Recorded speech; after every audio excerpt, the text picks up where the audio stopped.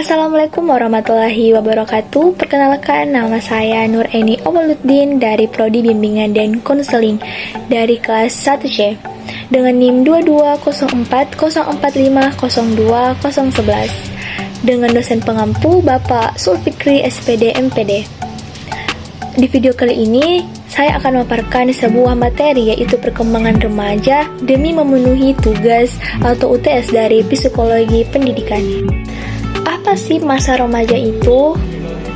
Check it out! Masa remaja merupakan salah satu masa perkembangan yang dialami manusia dalam hidupnya, dan masa remaja merupakan peralihan dari masa kekanak-kanak ke masa dewasa. Perkembangan manusia itu bersifat individual, ada yang perkembangannya cepat, ada pula yang perkembangannya lambat.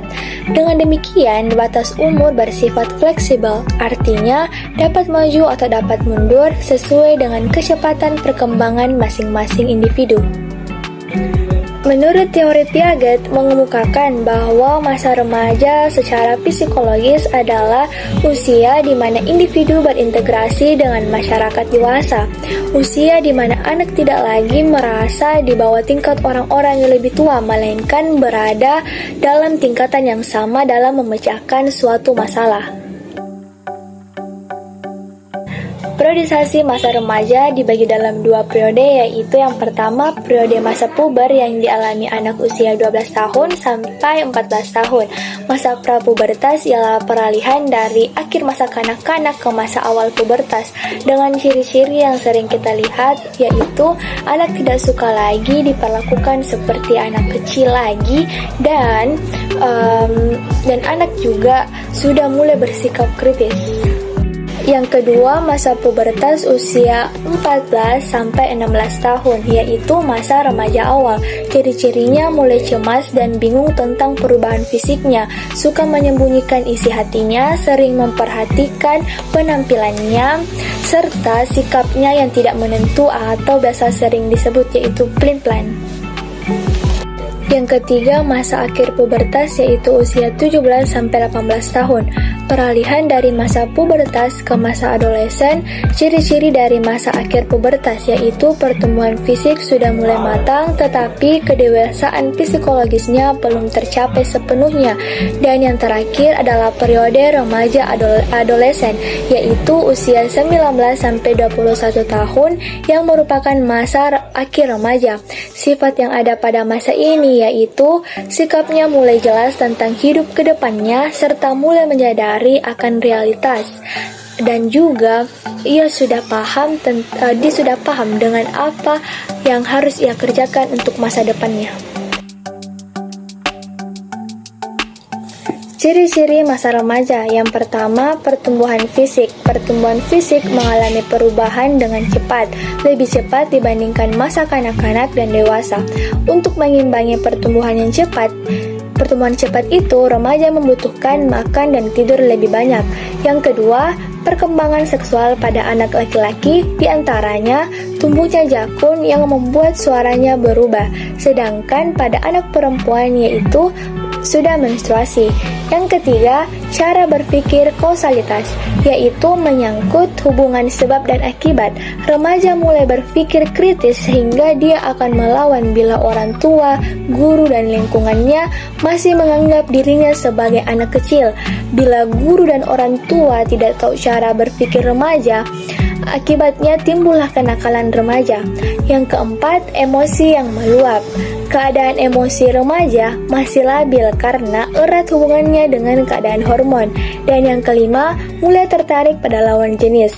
Dalam kehidupan sosial remaja, mereka mulai tertarik pada lawan jenisnya dan mulai berpacaran. Jika dalam hal ini orang tua kurang mengerti kemudian melarangnya, akan menimbulkan masalah dan remaja akan cenderung tertutup dengan kedua orang tuanya. aspek-aspek perkembangan masa remaja, perubahan-perubahan fisik merupakan gejala primer dalam pertumbuhan remaja yang berdampak terhadap perubahan-perubahan psikologis yang pada mulanya tanda-tanda perubahan fisik dari masa remaja terjadi di dalam konteks pubertas. Yang pertama, perubahan eksternal. Perubahan eksternal terdiri dari tinggi badan, berat badan.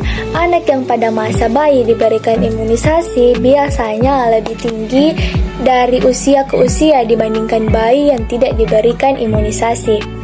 Berat badan. Perubahan berat badan mengikuti jadwal yang sama dengan perubahan tinggi. Yang kedua, perubahan internal. Perubahan internal mencakup sistem pencernaan, sistem peredaran darah, sistem pernafasan, dan jaringan tubuh. Perubahan fisik. Perubahan fisik sudah dimulai pada masa pra-remaja dan terjadi secara cepat pada masa remaja awal yang semakin sempurna pada masa remaja pertengahan dan remaja akhir. Perkembangan fisik merupakan dasar perkembangan dari aspek lain yang mencakup perkembangan psikis dan sosial. Artinya, jika perkembangan fisik berjalan secara baik dan lancar, maka perkembangan psikis dan sosial juga akan lancar. Adapun tugas-tugas perkembangan fisik remaja yaitu mampu berdiri sendiri dalam bidang emosi, tidak lagi bergantung pada orang tua maupun dewasa yang lain, menentukan dan mempersiapkan diri untuk karir ke depannya, serta memahami dan mampu bertingkah laku yang dapat dipertanggungjawabkan. Perkembangan inteligensi dan kognitif pada masa remaja adalah suatu periode kehidupan di mana fasilitas untuk memperoleh dan menggunakan pengetahuan secara efisien mencapai puncaknya. Yang pertama, perkembangan kognitif menurut teori Piaget. Remaja pada masa ini juga mampu berpikir secara sistematik, mampu memikirkan semua kemungkinan secara sistematik untuk memecahkan suatu permasalahan. Yang kedua, perkembangan pengambilan keputusan.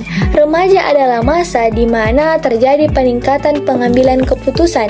Dalam hal ini, ia mulai mengambil keputusan-keputusan tentang masa depan seperti memilih teman dan lain sebagainya.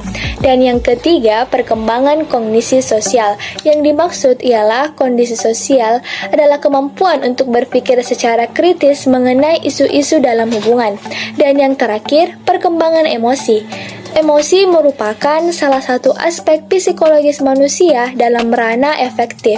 Aspek psikologis ini sangat berperan penting dalam kehidupan manusia pada umumnya dan dalam hubungannya dengan orang lain.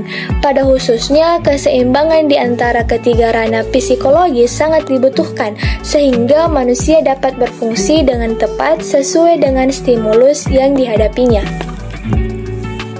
Pada masa remaja, ekspresi emosi yang tampak kadang-kadang tidak menggambarkan kondisi emosi yang sebenarnya. Misalnya, orang yang marah belum tentu mengamuk atau bersikap agresif, tetapi justru kebalikannya, diam 1000 bahasa. Emosi jengkel yang berkaitan dengan emosi marah dan perasaan yang tidak menyenangkan.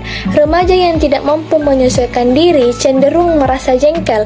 Tidak jarang remaja yang merasa jengkel melampiaskan emosinya dengan tindakan agresif.